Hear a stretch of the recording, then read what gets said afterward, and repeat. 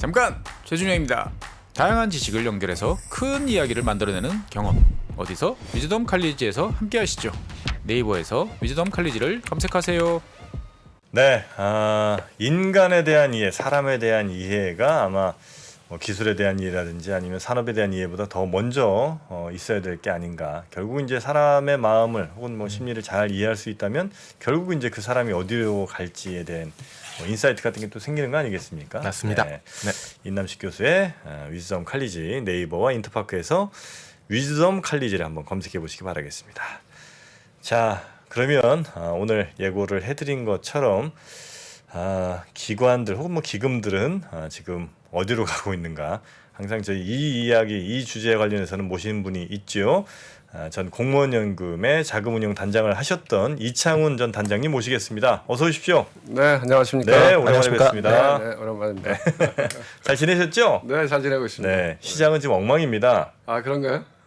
엉망이에요. 그래요? 너무 많이 빠졌어요. 네, 네, 그렇죠. 예, 그래서 근데 이제 기관 기금 욕하는 사람들도 적지 않은 건 알고 계시죠? 뭐 저 이제 나온 지 꽤 됐으니까. 해도 되죠? 그럼요. 네. 기관들은 맨날 파냐 이제 이런 얘기 참 많이. 뭐 일리가 있어요. 네, 저도, 일리 있습니까? 네, 있다고 봐요. 네. 저도 그렇습니다. 최근에 어디 방송에 가서 그런 얘기 했는데 네. 국민연금 같은 경우에는 지금 보면 아마 전술적인 한도는 남아 있을 텐데 네. 전략적인 비중은 아마 비슷할 것 같고 국민주식을 살려면 살 수 있을 것 같은데 네. 그럼 사실 시장이 안 좋을 때 주식을 사면 시간이 지나가면 벌거든요.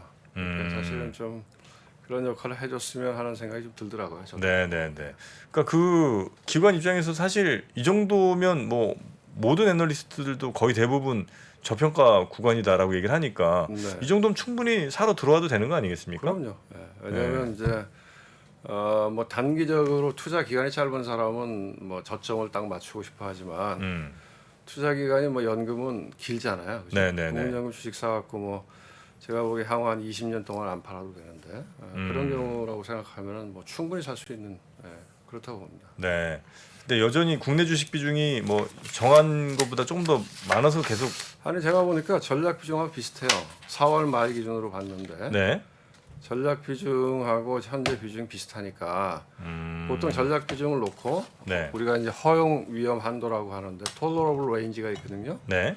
그 범위에서는 결정하면 살 수가 있어요. 음. 그러니까 살라고 마음 먹으면 살 수 있을 것 같은데 근데 안 산다는 거군요. 못 사는 게 아니고. 책임을 안 지고 싶겠죠. 네, 누구도. 책임? 그렇죠. 무슨 왜냐하면 책임? 이제 빠지면 비중대로 가면 욕 먹을 게 없는데 비중보다 좀 뭔가 늘렸다가는. 비중보다 좀 늘리면 이제 리스크 관리실 같은 게 독립돼 있거든요. CIO 밑에 있는 게 아니라 리스크 관리실이 독립돼 있으니까 지금 같으면 이제 우리가 얘기하는 이제 위험이라고 하는 걸 두 가지로 이야기하는데 하나는 이제 기관 같은 경우, 특히 연금 같은 경우에 우리가 보통 위험 그러면 손실이 날 위험이잖아요. 네. 이제 그게 하나 있고 또 하나는 이제 상대적으로 벤치마크 대비해서 잘했다 못했다 이게 되게 중요해요. 특히 연금은. 그런데 이제 손실이 날 위험을 관리하는 건 우리가 바라고 얘기하는데 value at risk라고 해서 예상 가능 최대 손실액 이런 개념입니다. 그래서 바로 관리하는데 아마 지금처럼 변동성이 커지고 주가가 하락하면 바가 굉장히 커졌을 거예요. 그러면 아마 바가 위험 한도치 근처에 갔기 때문에 리스크 관리실에서는 추가적으로 위험 자산을 늘리는 거를 안 했으면 할 거거든요. 네. 근데 그럼에도 불구하고 사실은 지금 같은데 주식을 사야 또 그게 기관 투자가고 그리고 그거는 이제 CIO나 아니면 투자전략팀장의 의사결정을 해야 되는데 네. 리스크 테이킹 하는 거에 대한 부담이 있겠죠. 네.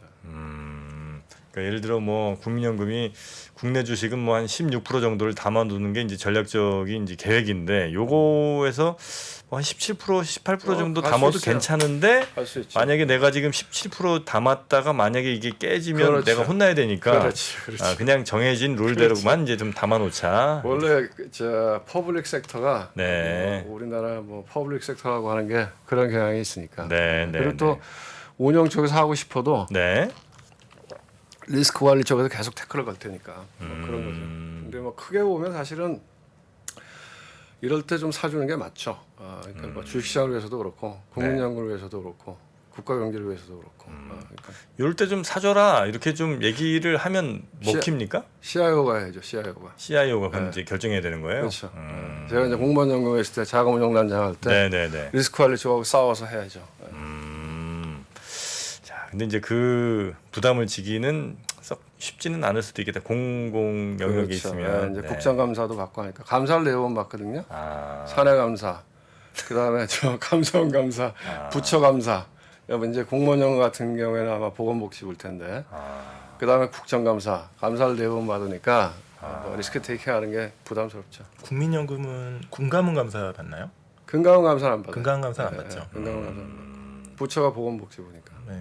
나중에 뭐 당신 왜 이렇게 막 사갖고 말이야 이게 그렇죠. 돈 깎아 먹었어? 그렇지. 이렇게 혼나고 싶지는 않으니까. 그렇죠. 그게 참 아이러니한 거예요. 왜냐하면 이제 이 시장, 특히 투자라고 하는 거, 투자의 본질이라고 하는 건 위험을 떠안는 거거든요. 왜냐하면 리스크의 뒷면이 리턴이잖아요. 네네네. 그렇기 때문에 사실 투자의 본질이라고 하는 거는 위험을 떠안는 건데 그것도 남들보다 한 발 먼저. 근데 사실 이게 공적인 영역으로 들어가면 그게 굉장히 어렵죠. 네네. 물론 물론 이제 우리나라가 전반적으로 네. 금융시장이 낙후되어 있는 이유가 그런 거죠. 그러니까 이제 저는 이제 운영하는 입장에서 보면 전주 가시는 분들이 있는데 주변에 이제 약간 지금은 많이 올라갔다고 하더라고요 연봉이.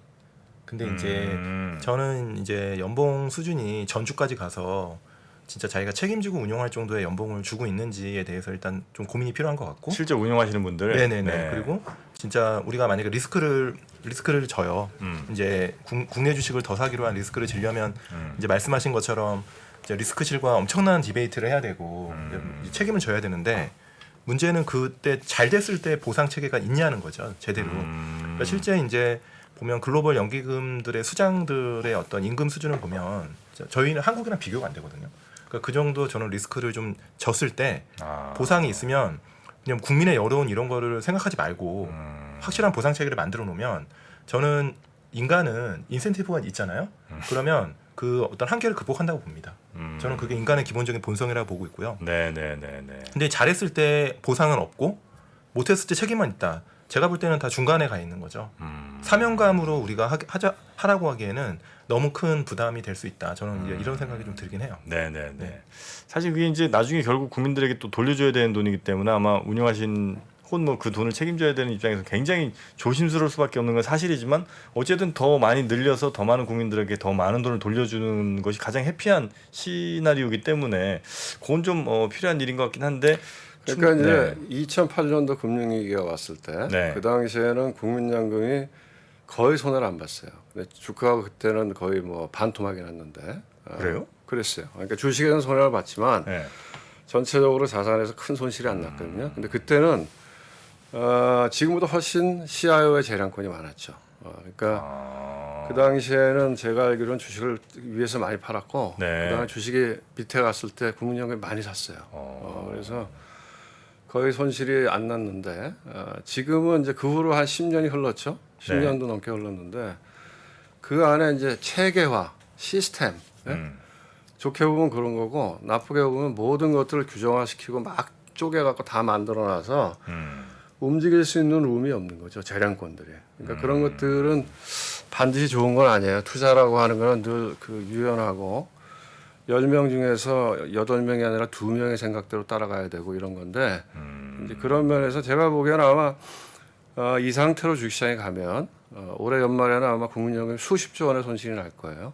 그러면 내년쯤 그런 것들이 아마 공론화돼서 뭐 이렇게 정치권이나 한번 이야기가 되겠죠. 그러면 아마 이제 그런 것들이 그동안 여러 가지 누적된 문제들이 아마 위로 올라와서 네네. 뭐 국민연금 리스트럭처링 얘기가 나올 수 있는 계기가 되지 않을까 뭐 그런 생각이 듭니다. 네. 근데 오늘 우리가 국민연금 그 얘기하는 건 문제가 아닌데 아니잖아요. 예, 일단 뭐 갑자기 좀 생각이 나서 여쭤봤고요. 일단 우리 단장님께서도 뭔가 이게 투자하거나 결정할 때는 분명히 이제 시장을 또 읽으셨어야 됐을 테니까 그렇죠. 네, 지금 이제 시장은 혹시 어떻게 보고 계시는지 그거 한번 좀 여쭈고 싶습니다. 그래서 제가 보기에는 시장에 뭔가 변화가 있는 것 같아요. 그래서 제가 한번 방송 나와서 한번 이야기를 나누고 싶다는 생각이 네. 드는데 말씀하시면 정확하게 얘기했지만 시장이 뭐 계속 하락했잖아요, 그죠? 지금까지네. 최근에 제가 시장을 보면 시장이 굉장히 강하다는 생각이 들더라고요. 그래서 뭔가 변화의 조짐이 있는 것 같다. 나는 그런 생각이 들더라고요. 지금 지수 정도에서 굉장히 강한 모습이다. 아니 왜냐하면 우리가 네. 지난주 미국 시장을 보면 한 번은 이제 CPI가 굉장히 높게 나왔잖아요. 그렇죠. 소비자 물가가 엄청 높게 나와서 장이 확 빠졌다가 네. 아침에 일어나 보면 또 다 반등했어요. 회복했어. 그 다음에 또 보니까 PPI, 그러니까 도매 물가 지수가 또 굉장히 높게 나왔어요. 네. 그러니까 또 장이 확 빠져갖고 아침에 일어나니까 또 반등했어. 회복했어요. 그리고 저 미국의 소매 판매가 조금 높게 나오니까 네. 뭐 미국 주가 확 올랐어요. 그리고 이제 우리나라 시장도 보면은 어제 외국인들이 한 6천억인가 샀잖아요, 그죠? 네. 엄청나게 샀는데 오늘은 보면 어젯밤에 미국 시장이 빠졌잖아요. 네. 그리고 중국 시장도 별로 안 좋았거든요. 그런데 오늘 우리 시장을 보면 별로 안 빠지잖아요. 네. 우리 시장 빠졌다가 올라오잖아요. 그리고 외국인들이 안 팔잖아요. 그런 걸로 봐서는 시장의 저변은 굉장히 튼튼해지고 있다 저는 그런 생각이 들더라고요. 만약에 변화가 있다면 그 이유는 뭐예요? 제 생각에는 첫 번째 네. 많이 빠진 거죠. 많이 빠져서 많이 빠졌죠. 예. 제가 보기에는 이제 팔 사람들은 웬만한 사람 다 판 거죠. 그러니까 이제 팔 사람들 많이 팔았기 때문에 네. 대신에 이제 좀 이렇게 스마트한 투자자들 또는 이제 뭐 얼리 어답터라고 얘기하나요? 그런 사람들은 이제부터 좀 밀리면 사보자. 그런 세력이 있는 거죠. 네, 네. 이제 여기가 바닥인지 아닌지 모르겠지만 지금부터는 분할 매수를 해도 되지 않나 해서 들어오는 제가 보기엔 스마트한 투자자들이 있는 것 같아요, 움직임이. 그래서 그런 게 제가 보기엔 큰 것 같고. 네. 그다음에 이제 두 번째로는 우리가 이제 통화 정책에서 지금 제일 어려움이 있었잖아요. 네, 네. 금리 인상하는 문제.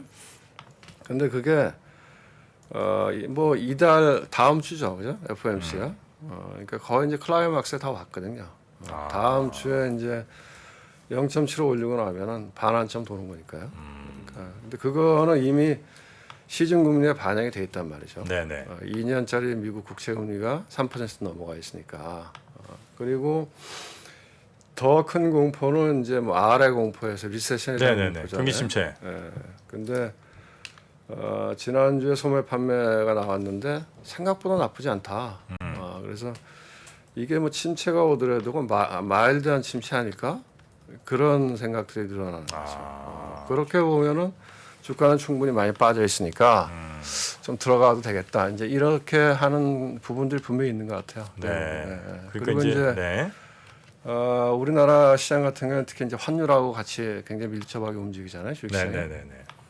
근데 달러 인덱스를 보면 달러 인덱스가 109까지 올라갔다가 3일째 떨어지고 있거든요. 그리고 원화도 뭐 1,300원 넘어가서 1,500원 간다 그랬는데 그 얘기 방송에서 여러 사람 하자마자부터 원화 빠지고 있잖아요. 그래서 전반적인 여건들이 뭐 길게 모르겠지만 일단은 바닥 근처에 온 거 아니냐. 그리고 스마트한 투자자들은 좀 사볼까 이런 것 같아요.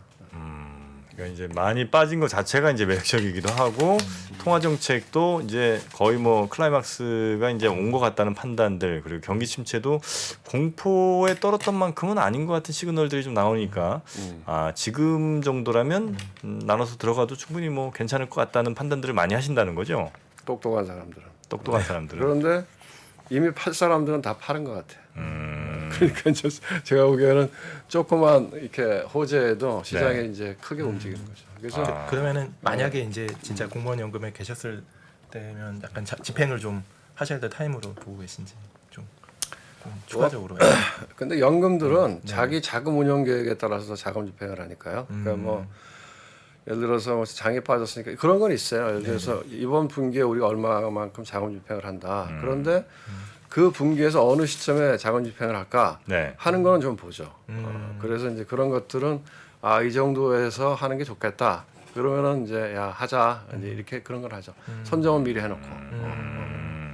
하나 더 여쭤보시면 스타일은 어떻게 만약에 하시나요? 만약에 이럴 때 이런 상황이면 예를 들면은 조금 뭐 근데 이제 보통 이렇게 이제 그 연금 같은 경우에 대부분은 연금은 이제 돈을 버는 수단이 자산 배분이라고 저희 여러 번 말씀드렸죠. 근데 이제 그러니까 패시브 투자가 주인데 자산운용사에 돈을 맡길 때는 패시브 투자를 자산운용사에 돈을 맡길 이유가 없잖아요. 네. 그렇기 때문에 자산운용사에 돈을 맡기는 건 액티브예요. 근데 액티브는 이제 스타일을 정해서 해요. 그러니까 스타일 뭐 그로스 타입도 있고 그다음에 뭐 배당 뭐 또 스몰 캡 뭐 코스닥 뭐 또 뭐 여러 가지 그러니까 네. 그런 그 스타일을 정해서 그때 그때마다 뭐 이번에 좀 이런 게 하는 게 좋겠다 하는 거. 예를 들면 제가 공무원연구했을 때 나오기 전에 어떤 걸 했냐면 운용사에 돈을 주는데 뭐 운용사가 하는 게 그냥 도칭개칭이에요. 네, 네, 네. 그러면 그렇게 하느니 뭐하러 우리가 수수료를 내고 운용사에 맡기냐. 그냥 ETF 하는 게 낫지. 그래서 어떤 스타일을 만드냐면 적극적 투자형 해서 이제 뭐 운영사에 계신 분들은 알 텐데 리스크 레벨을 높여서 네. 너희는 토탈 액티브 리스크 이만큼보다는 높아야 돼. 배팅을 하는 얘기죠.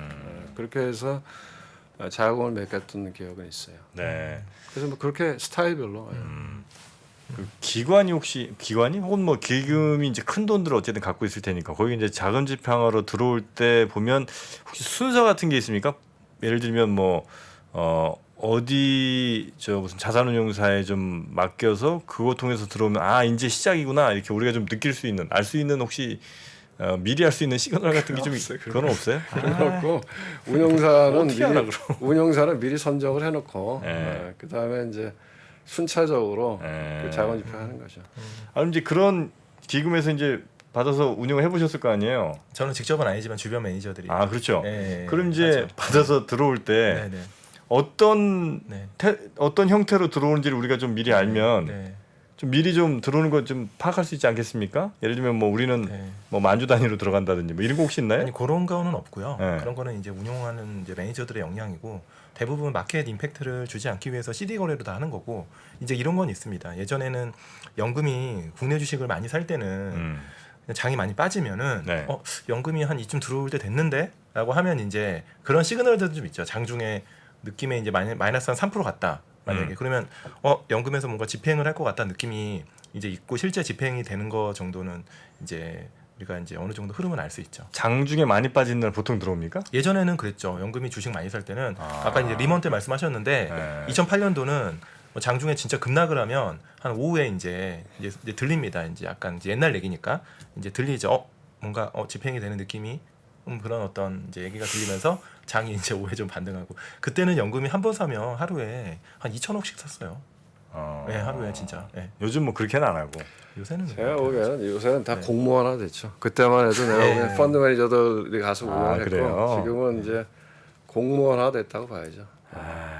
그 보건복지부 위에 무슨 투자정책 전문위원도 있고 네네네. 수탁자 전문위원회도 있고 리스크관리 전문위원회 뭐 등등 위원회가 많아서 이제는 뭐 옛날엔 CIO가 할 만했던 거고 요새는 그럼 지금 이제 시장은 우리 저 단장님 보실 때는 충분히 바닥은 어느 정도 좀 다지고 있는 것 같은 느낌을 이제 받으신 것 같은데 요럴 때부터 이제 다시 이제 반등을 앞으로 이제 두고 있다면 보통 어떤 친구들 어떤 섹터들이 좀 먼저 움직이고 뭐 이런 게 좀 있나요? 아니면 그것도 뭐 시장 따라 계속 달라지니까 지금은 알 수 없나요?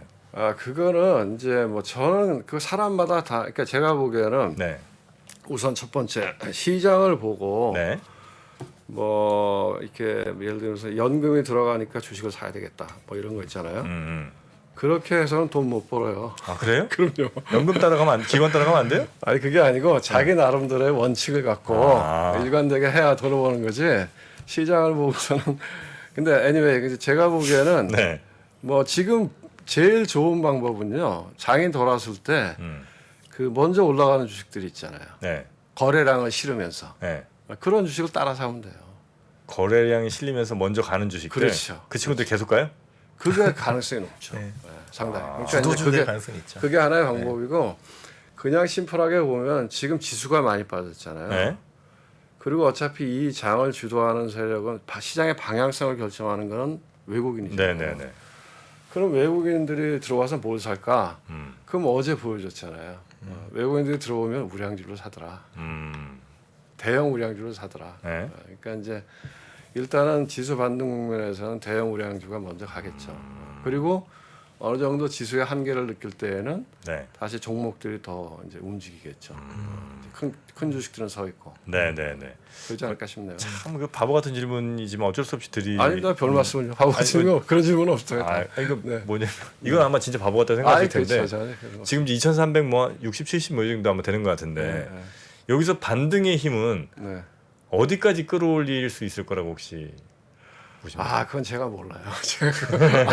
그건 제가 모릅니다. 아니 이게 시장이 정말 뭐 에너지들이 좀 충만해갖고 예를 들면 뭐 예수금도 많이 좀 쌓였고 그러니까 이제 뭐 네. 지수가 얼마 갈 것 같다 그런 네. 거는 그건 사실 그냥 저 증권사에서 네. 어쩔 수 없이 내놓는 그냥 전망이고 그렇죠. 왜냐하면 그걸 얘기를 해야 되니까. 그래서 네. 뭐 평균 PER이나 과거의 뭐 히스토리 이런 걸 드러내서 이 정도 갈 것 같다 하는데 뭐 사실 그거는 좀 잘 모르죠. 네, 네. 그냥 다만 지금이 어느 정도 근데 이제 이런 거겠죠. 지금 올라가더라도 과거에 이제 우리 코로나 때는 급락 이후에 급등이었잖아요. 네. 그런 건 아니겠죠. 지금 그런 천천히 건 아니고 반등했다가 왜냐하면 기본적으로 지금 외부 환경이 좋지는 않으니까 어쨌든 금리를 올리고 있고 경기가 침체하고 있기 때문에 네네. 그럼 기업의 이익들은 줄어들 거고 그렇기 때문에 아마 반등하고 또 매물 소화하고 다지고 맞나 틀리나 또 반등하고 뭐 그런 과정을 왔다 갔다 하겠죠. 그러니까 급등은 아니다 이런 거. 네. 그럼 리세션이 어느 정도 좀 정리된다는 시그널 좀 읽고 나서 그때부터 시작하는 게 안 낫습니까? 그렇진 않나요?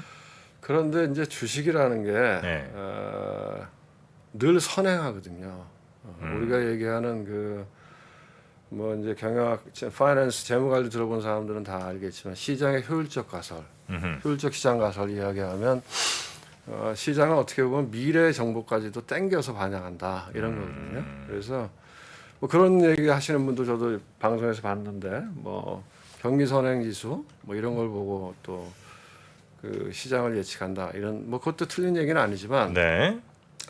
사실 경기 선행 지수에 주가 지수가 들어가 있거든요. 그래서 제가 보기에는 어떤 지표보다도 가장 먼저 움직이는 게 주식시장이에요. 주식시장에 가장 많은 사람들이 들어와 있잖아요. 네?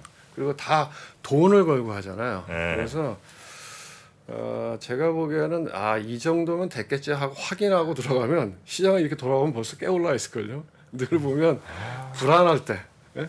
불안할 때 이게 긴가민가 할 때 사야 돼요. 그래서 주식기관에 보면 네. 주가는 의심의 벽을 타고 오른다 그러잖아요. 네, 네, 네, 네. 그러니까 이제 긴가민가 할 때 사는 게 맞고 확신에 찼을 때는 팔아야죠. 오히려. 그렇죠. 지금이 근데 긴가민가 때는 맞는 거죠? 제 생각에는 그 조금 장기적인 시각에서 네. 분할 매수를 하는 사람이라고 하면 네, 네. 1차 분할 매수를 한번 들어가 볼 만할 것 같아요. 여기서 물론 뭐 더 밀릴 수도 있겠지만 네. 뭐 그거는 사람들이 다 정확하게 여기가 딱 바닥이다 그런 걸 맞추면 얼마나 좋겠어요. 네, 이거는 네. 쉽지 않은 거고 확률 게임이라고 하면 1차 분할 매수는 들어가도 되는 타임 아닌가 그런 생각이 들어요. 그 요즘에 이제 시장에 움직이는 것들을 보면 꼭 그 경제적인 논리가 아닌 뭐 정치 논리나 외교 뭐 지정학적 이런 것이 영향을 또 제가 이제 경험이 짧아서 그렇습니다만 과거보다 더 많이 주는 것 같은 느낌이 좀 있거든요. 네. 그럼 이제 얘네들 공부도 또 우리가 하면서 해야 되는 거야? 아니면 뭐 그거는 뭐 그대로 가는 거고 우리는 그냥 경제적인 것 정도만 공부해도 충분히 이익을 내는 데 문제가 전혀 없습니까? 그 중요한 질문이에요. 아유, 고맙습니다. 네, 과거에는 사실은 경제 외적인 요인이 주식시장에 이렇게 임팩트가 크지 않았거든요. 네. 오히려 경제 외적인 요인으로 주가가 하락하거나 상승하면 네. 반대 포지션을 취하면 수익이 나는 그런 거였는데 최근에는 말씀하신 대로 정치적인 이슈가 굉장히 중요해졌어요. 네, 네. 그거는 제가 보기에는 패러다임의 변화가 있는 거다 이런 거죠. 과거에는 이제 우리가 세계화라고 하는 글로벌라이제이션이라고 하는 그 패러다임 하에서 다 있었잖아요. 네. 자유무역 체제. 그렇기 때문에 그런데 이제 최근에는 그것들이 이제 그 불확화되잖아요. 그죠? 뭐 이렇게 보면 미국하고 중국하고 네. 대립하다가 지금은 미국, 유럽, 서방 진영하고 중국, 러시아하고 그렇죠? 네. 그다음에 특히 지금 이제 공급 사이드의 인플레 압력이잖아요. 네, 네. 근데 공급 사이드 인플레 압력이라고 하는 게 유가하고 밀접하게 연결돼 있잖아요. 그럼 그럼 중동이잖아요, 그죠? 그렇죠. 중동은 늘 정치 외교적인 부분이 분쟁이 늘 있는 데잖아요. 그러니까 이제는 정치 외교적인 이슈가 그냥 정치 외교적인 이슈에 머무르는 게 아니고 그게 경제에 큰 영향을 주는 거죠. 네. 예를 들어서 이번에 뭐 러시아가 우크라이나 침공했잖아요. 그러면서 유가나 곡물 가격이 폭등했잖아요. 네. 그게 어마어마한 인플레 압력으로 왔고 그 결과 금리를 인상해야 되고 주가가 하락하고. 그래서 말씀하신 대로 지금은 정치적인 이슈를 이렇게 무시할 수는 없다. 그게 경제에 주는 임플리케이션이 뭐냐 하는 것들을 해석해야 되는 거죠. 참 쉽지가 않습니다. 이것까지 어떻게 다 공부하고. 아니 그러니까 네. 제가 보기에 개인들은 그냥 자기가 좋아하는 주식을 사서 네. 오래오래 그냥 그게 제일 좋은 거죠. 오래오래. 아니 그러니까 안 좋을 때. 예? 안 그러니까 좋을 때. 예를 들어서 주가가 막 올라갈 때 말고 지금부터는 어떤 주식을 좀 사볼까 고민을 해야죠. 그래서 사서 근데 저는 이제 뭐 아마 많은 개인 투자자분들이 그러시겠습니다만 저는 이제 사서 그래 떨어지면 오래 뭐 갖고 있을 생각으로 이제 샀거든요 과거에. 그러니까 비자발적 장기 투자가 된 거죠. 뭐 지금 그렇죠. 그렇지. 네. 지금 그런 분들이 많죠. 2,800대 한번 많이 들어가고 3,000대 한번 또 네. 많이 들어가고 남은 돈 전부 다 3,200대 다 들어갔거든요. 그래서 지금은 뭐 더 들어갈 수도 없고 네. 이런 상황인데 그래서 이제 만약에 경기 침체가 더 세게 온다고 이제 만약에 판단을 한다면 지금 있는 거라도 좀 한번 정리 좀 한 다음에 더 훅 빠졌을 때 좀 살 돈을 마련하는 게 더 현명한 일인가 아니면 이 정도 빠졌으면 어차피 뭐 망한 인생 이건 그냥 버티는 게 더 맞는 일인가에 대한 고민들이 늘 있어요. 망한 인생이 아니신데요, 망한 인생. 아니 망한 투자 투자에 네, 있어서 투자. 망한 거니까. 네네. 그래서 그거에 대한 고민들이 아마 근데 저랑 비슷한 분들이 굉장히 많을 거라고요. 근데 이제 경기가 더 세게 하드 랜딩 할 거냐 소프트 랜딩 할 거냐. 네. 그거는 뭐 개인이 예측할 수가 없죠. 개인이 그렇잖아요. 개인. 저도 제가 이제 이런 얘기를 하지만 네. 제 의견이죠. 소견을 말씀드리는 거고. 네. 제가 보기엔 지금에서는 그냥 여기까지 왔는데 여기서 주식을 파는 건 아닌 것 같아요. 여기서는 주식을 파는 건 같지 않고 이미 놓친 것 같아요. 팔았으면 한 2,800, 700에서는 뭐 그거는 팔아볼 만한데 지금 뭐 여기서 파는 건 여기서 떨어져도 다들 얘기하잖아요. 지금 밸류에이션으로 보면 네. 뭐 많이 빠져 여기서 5% 10%면 뭐 옛날 위기 때 하고 비슷하다 그렇게 얘기하니까 여기서는 아닌 것 같습니다. 아 근데 2,800대도 솔직히 그 얘기가 좀 나왔었어요. 맞아요. 제가 3,200에서 이제 빠져고 뭐야 3,000 밑으로 간다고?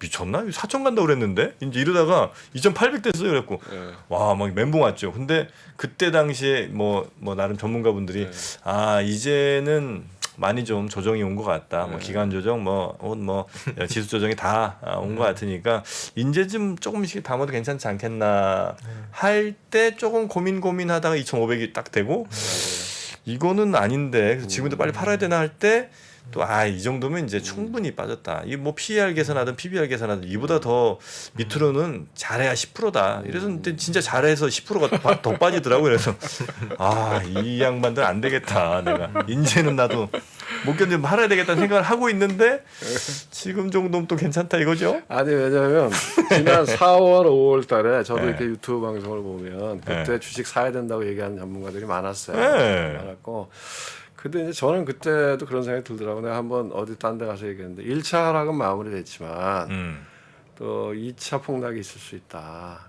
왜냐하면 그때는 왜냐하면 이제 금리를 올리기 시작한 초반이잖아요. 네네네. 지금은 이제 75bp 뭐 다음 주에 올리고 나면 2.25가 되니까 중립금리를 3% 정도로 보는 거 아니에요? 네네. 그럼 뭐 2.25면 반환점 돌았잖아요. 그러니까 지금 정도면 괜찮은데 그때는 조금 얼리 스테이지죠. 그때는 하락의 초반 국면이라고 봐야죠. 그리고 네네.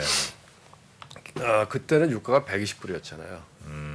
지금은 유가가 지금 100불. 오늘 보니까 네네, 90 몇 네네. 불이던데. 네. 그래서 지금 제가 보기엔 물가도 피크아웃 했을 거예요. 6월 달까지는 높지만 네. 지금 보면 유가가 120불에서 100불까지 떨어졌고 밀가 가격 같은 거 보면 1,200불에서 네, 800불. 네, 네, 네. 거의 50% 가까이 하락했. 그러니까 고점에서 보면은 한 30% 넘게 하락했거든요. 네.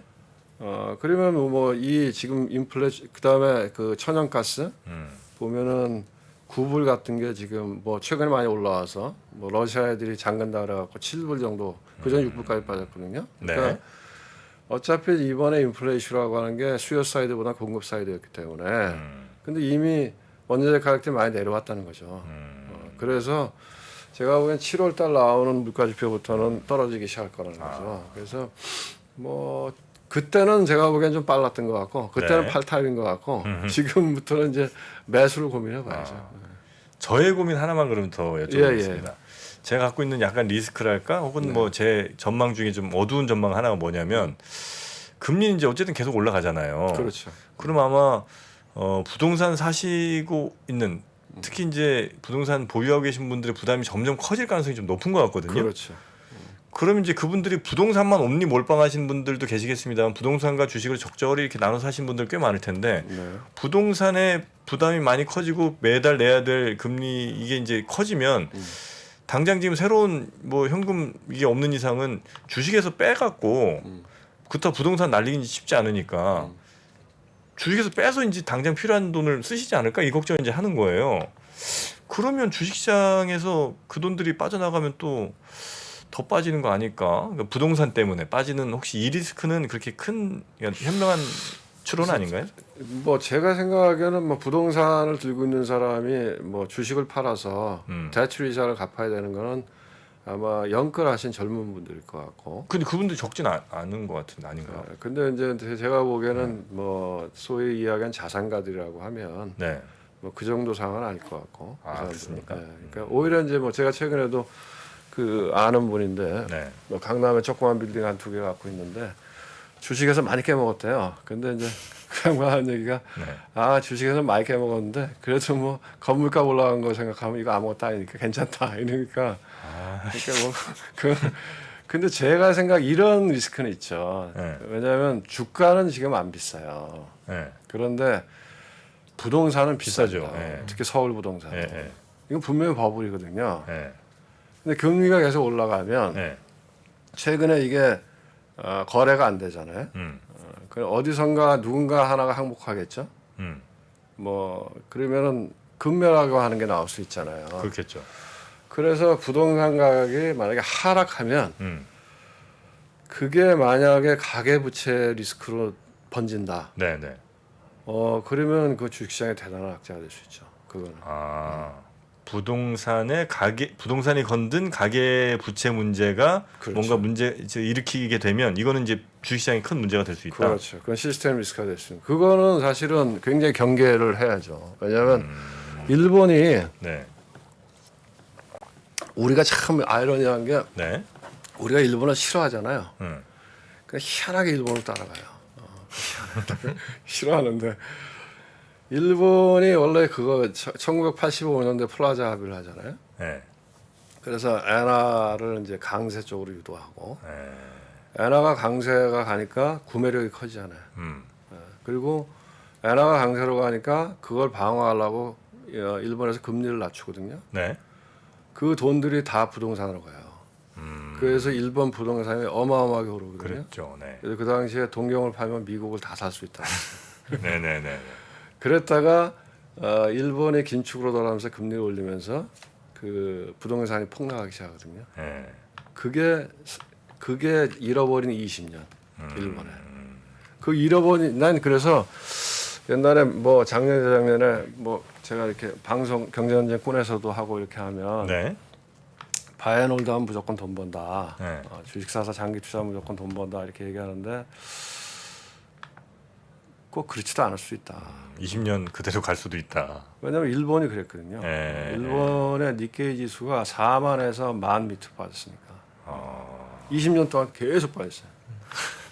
그러니까 그렇게 되면 사실은 이제 뭐 저는 이제 그런 얘기 많이 했는데 자기가 할 수 있는 범위 내에서 투자를 하는 게 맞다. 특히 영끌이나 이런 건 안 된다. 왜냐하면 젊은 사람들이 주식에 와서 큰 돈을 잃고 나면 그걸 회복하기 어렵거든요. 네, 네, 네. 근데 만약에 이제 우리도 왜냐하면 지금 서울의 아파트 가격은 누가 봐도 그 말이 안 되거든요. 네, 네, 네. 근데 이게 비단 서울의 문제는 아니고 서울이 좀 더 올랐던 거고 미국도 많이 올랐거든요. 전 세계 부동산이 뭐 네. 주요 도시들 뭐 엄청 올랐죠. 그래서 사실은 미국의 물가가 높게 나오는 것 중에 하나가 렌트거든요. 네네네. 근데 미국이라고 그러면 집값이 안 떨어질까? 저는 거기도 떨어질 거라고 봐요. 네네. 모기지 금리가 올라가면 네. 특히 이제 우리는 더 취약한 게 우린 변동 금리가 많아요. 고정 금리보다. 네. 그렇기 때문에 금리가 올라가는 걸 다 떠안아야 되거든요. 네. 그게 만약에 가계 부채로 문제가 된다. 그러면은 뭐 굉장히 어렵죠. 그러면 주식시장 도망가야지. 아 그럼 이제 그때는 도망가야죠. 그러니까 어떤 과정을 거쳐서 주식이 망가지는 거예요? 예를 들어 이제 그러니까 부채 문제가 터졌어요. 그러니까 예. 부동산이 가격이 급락을 하기 시작하면 예. 담보 가치가 떨어지잖아요. 예. 그럼 은행들이 그걸 돈 달라 그럴 거 아니에요. 그렇겠죠. 예, 그 돈을 못 주면 어떻게 해요? 그럼 그럼 이제 경매해야 경매에 될 거 가야겠죠. 아니에요. 경매해야 될 거 아니에요. 예. 그러면 가격은 더 떨어질 거 아니에요. 예. 그 과정이 악순환되는 거죠. 네네네. 그게 일본의 잃어버린 20년이고 그게 2008년도 금융위기였죠. 서브프라임. 이거 부동산까지 그렇게 붕괴되는데 그 다음에 이게 주식으로는 왜 전이 되는 거예요? 아니 부동산이 예. 부동산이 떨어지면 예. 다들 가처분 소득이 줄어들 거 아닙니까? 예? 그럼 사람들이 가처분 뭘못 사는 소득이 거예요? 줄어들면 소비가 줄어들 거 아니에요. 네네. 소비가 줄면 물건이 안 팔릴 거 아니에요. 네. 그러면 기업들이 이익이 줄 거 아니에요. 네. 그럼 기업들이 투자도 안 할 거 아니에요. 그렇게 간다고요? 예, 그러면 또 사람들 해고할 거 아니에요. 네. 그렇게 되는 거죠. 아, 부동산 문제가 생기면 이런 과정을 거쳐서 이제 그렇죠. 망조가 되는 거군요. 그렇죠. 왜냐하면 부동산 우리가 주식 시장이 크다 그러지만 예. 주식 시장을 우리나라 부동산 시장하고 비교하면 부동산 시장이 훨씬 크죠. 그러니까 거기서 문제가 생기면 네네네. 문제가 될 수 있죠. 최근에 보면 은행주들이 그래서 주가가 안 되는 거예요. 그런 우려를 이미 어느 정도 반영하고 있는 겁니다. 부동산 가격이 하락해서 은행에 약간 일부라도 조금 훼손이 생기면? 예, 그렇죠. 신용에 대한 문제가 생기고 뭐 물론 그렇진 않겠지만 일단은 실질적으로 그 아직까지 연체율 이런 건 매우 안정적인데 론 그로스라고 해서 대출 성장률이 매우 많이 빠르게 내려가고 있어요. 지금 네, 지금 사실은 대출을 받고 싶어 한 사람이 굉장히 많을 것 같지만 실제 은행 쪽 얘기를 들어보면요. 수요가 많이 줄었답니다. 대출 수요가 수요 자체가 줄었어요. 금리가 올라가니까 언감대신에 돈을 못 빌리는 거죠, 마음대로. 네네네. 네, 실제로 뭐 은행에서도 약간 일부 좀 타이트하게 가져가는 경우도 있지만 있는데 실제 이제 그 롱그로스가 낮아지는 거는 네. 사실은 경기 둔화의 시그널일 수 있거든요. 그래서 그런 부분들이 많이 지금 은행 주가에 반영돼서 네네. 실제 은행주들 주가가 거의 뭐 신저가에 최근에 좀 반등 매치했지만 네네네. 거기에 있습니다. 근데 우리 단장님은 그 상황은 오지 않을 거라고 보신다는 거로 제 이해는 되겠습니까? 근데 이제 그 우리가 예상된 위기는 잘 안 오잖아요. 네. 그래서 아까도 얘기했지만 이제 지금 경기 침체 때문에 주가가 폭락할 거냐? 저는 확률이 낮다고 보거든요. 여기서 왜냐하면 올해 주가가 원래 우리가 예상했던 악재는 잘 안 와요. 네네네. 올해 주가가 빠진 건 예상하지 않았기 때문에 빠진 거거든요. 왜냐하면 올해 물가가 이렇게 올라갈 거라고 예상한 사람이 없잖아요. 네네네.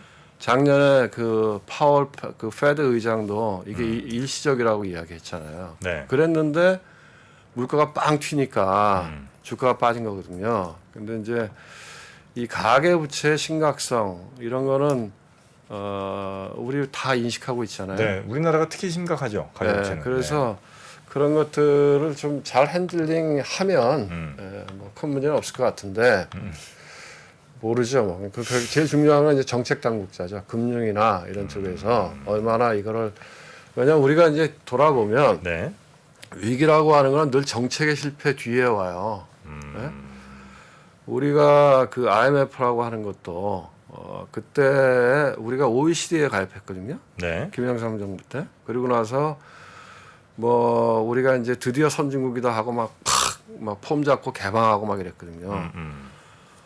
그 후 물론 이제 그거 말고 여러 가지 원인이 있지만 뭐 그렇게 해서 우리가 그 IMF 그때 그 외환위기가 왔었고 네. 외환위기가 왔을 때도 우리가 외환 보유고를 잘 쓰고 버텼으면 모라토리엄 선언을 빨리 안 할 수도 있었죠. 근데 초반에 그거를 뭐 환율 방어한다고 어줍지 않게 들어가서 그 돈 다 쓰고 뭐 이렇게 그러니까 또 우리가 2003년도에 카드채 때문에 크레딧 크런치가 왔었는데 신용위기가 왔었는데 네. 그것도 노무현 정부 때 그때 그 카드 사용 장려한다 그래서 네네. 뭐 카드 쓰면 세금 혜택도 주고 길거리에서 카드 남발했거든요. 네, 학생들 막 나눠줘. 네. 네. 그 후에 카드 그 위기가 온 거거든요. 카드채. 네네네. 근데 카드채 위기가 왔을 때 그거를 소프트 랜딩을 시켰으면 카드채가 그렇게 안 됐을 거예요. 그때 카드 회사도 여러 개 그때 망했는데 네. 대표적인 게 LG 카드죠. 네네. 그때 제일 컸던 회사인데 망해서 지금 신한카드가 된 건데 네. 그때 금융위에서 급브레이크를 밟았거든. 급브레이크를 밟으면 어떻게 되겠어요?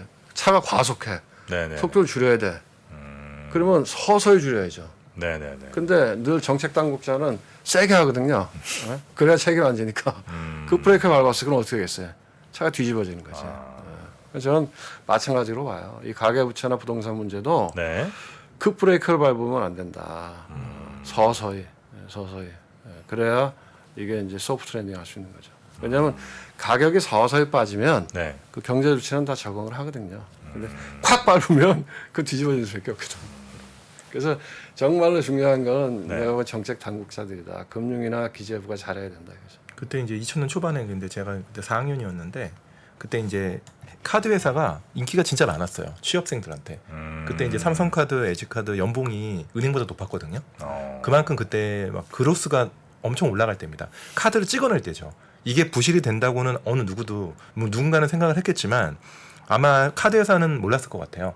이게 진짜 이렇게 연체율이 높아질 줄은. 근데 불과 연체율이 높아진 게 1년 만입니다. 그러니까 제가 이제 은행을 갔거든요. 결국에는 이제 막 고민하다가 이제 뭐 주식으로 올까 말까 하다가 이제 뭐 개인적인 여담이지만 그냥 은행을 갔어요. 그때 이제 2002년도 주식이 너무 힘들어가지고 주식 안 하려고 은행을 갔는데 제가 가자마자 한 일이 카드 연체를 그 해소하는 독촉하고 제가 이제 그때 신입이었는데 네네네. 밤에 그 전화하는 게 그 일이었어요. 야근할 때 이제 신용카드 돈 갚으세요? 독촉하세요. 네, 빨리 좀 갚아달라고. 저 잘릴 것 같습니다. 막 이렇게 해가지고. 근데 정말 너무 놀란 게 네. 저보다 어린 분들이 그때 카드 한도가 1,000만 원이 넘어요. 그때 당시에 2003년도인데 네. 카드 한도가 500만 원, 1,000만 원이 기본이에요. 20대 분들이. 그때 막 카드에 한 10장씩 막 지갑에 넣고 다니고 뭐 그게, 이랬어요. 그게 제가 보기에는 정책이라는 게 그때 이제 노무현 정부 때인데 그 정책의 취지는 좋았어요. 뭐냐면 그냥 현금 쓰면 탈세가 많잖아요.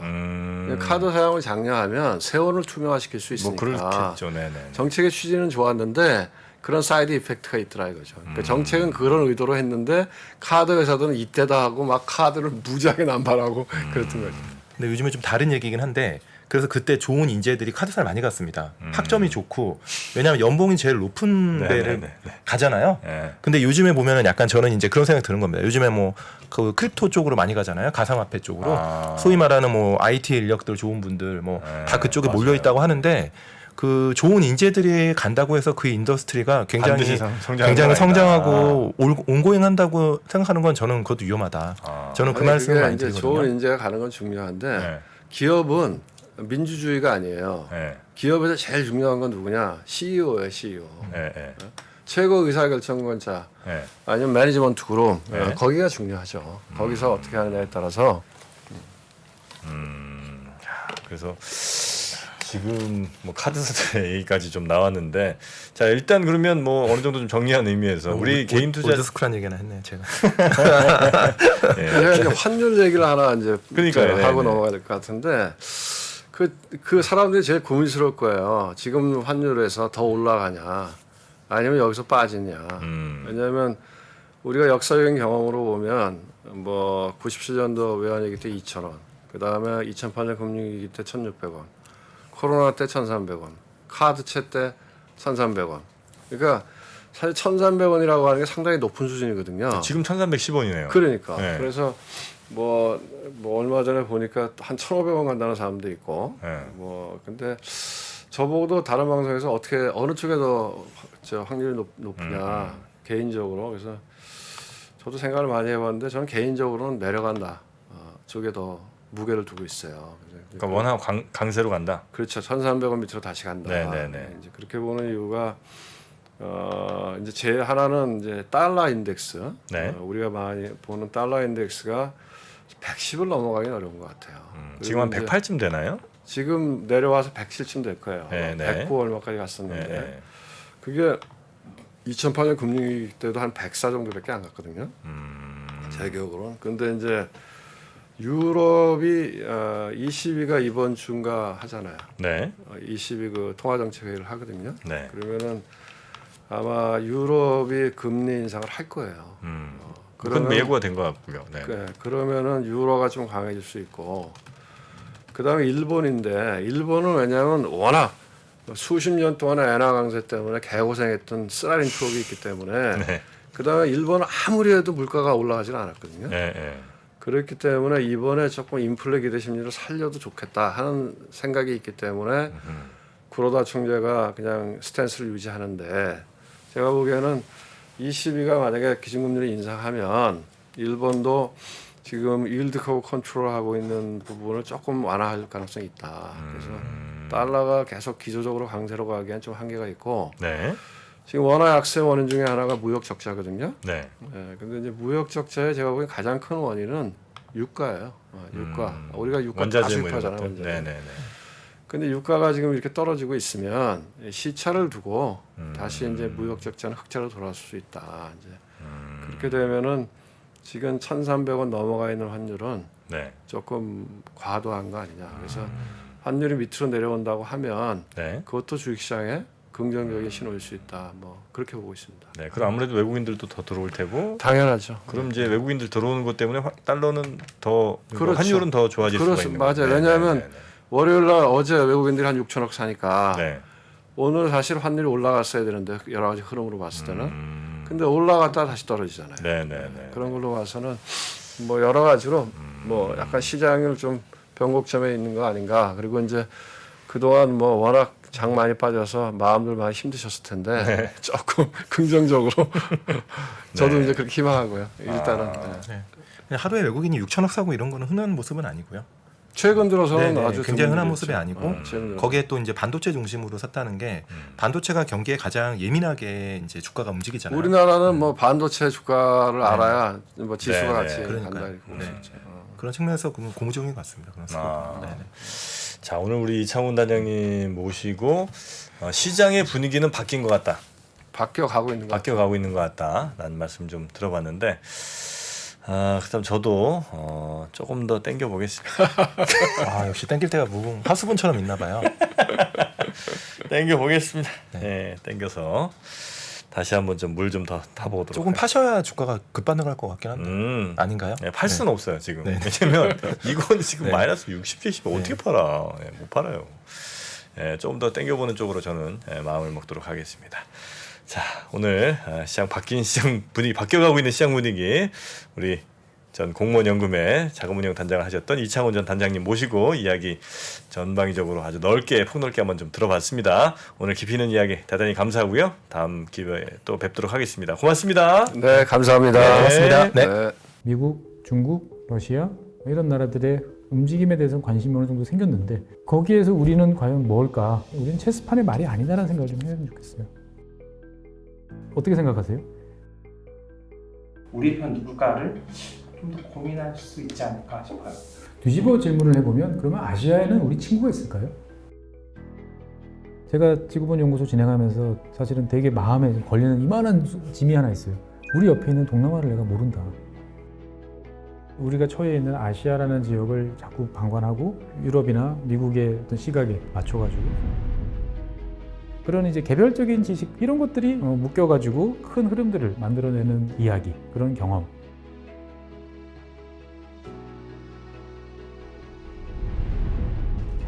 작고 잡다한 지식이라도 그것들을 절대 무시하지 말라. 나는 그건 되게 긍정적이고 그런 지식들을 연결해서 말 그대로 위즈덤이잖아요. 정말 현명해지고 뭔가 남들하고는 좀 차별화된 그러한 관점 그리고 그러한 비전